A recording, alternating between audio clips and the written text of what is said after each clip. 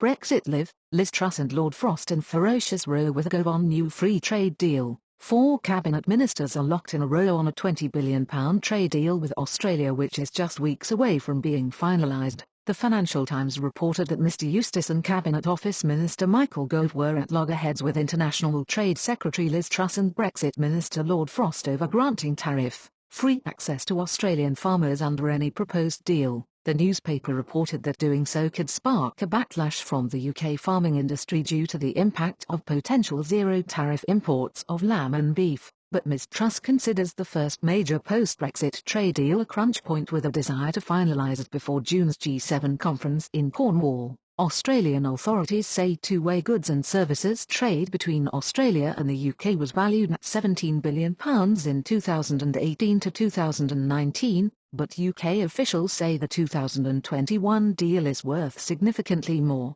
Mr Eustice said, "I'm not going to get into discussions that are going on in government about individual trade agreements. In any discussion on any part of government policy, and trade agreements are no exception, there's a discussion and there's a consensus. At the moment there's a very clear consensus in government that we want to do a trade agreement with countries like Australia, but obviously on the right terms." Mr Eustice said there was a balance to be struck between opening up trade and protecting domestic industries, a view shared by the National Farmers Union, NFU. UK ministers have snubbed the EU and have reached out to member states to resolve a crippling Brussels ban on live shellfish caught in UK waters. The position announced by the European Commission prevents scallops, clams, cockles, oysters and mussels known as bivalve mollusks from being exported to the bloc unless they are ready for human consumption after being purified. Environment Secretary George Eustice and Victoria Prentice have been attempting to have negotiations regarding the ban but without success. 1:15 p.m. update.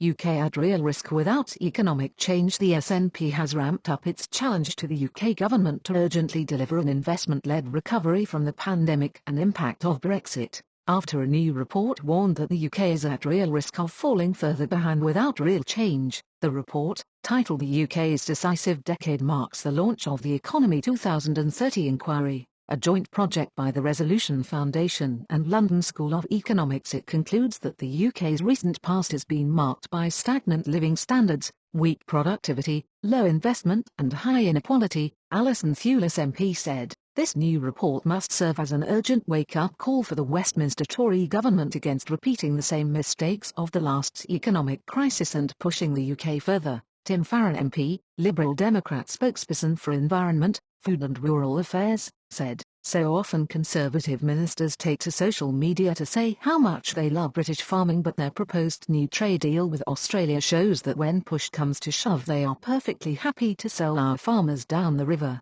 The NFU are clear that letting Australian farmers sell their produce tariff-free into the UK would spell a disaster for small British family farms. Australian animal welfare standards are lower than the UK's, which makes for lower production costs and cheaper produce.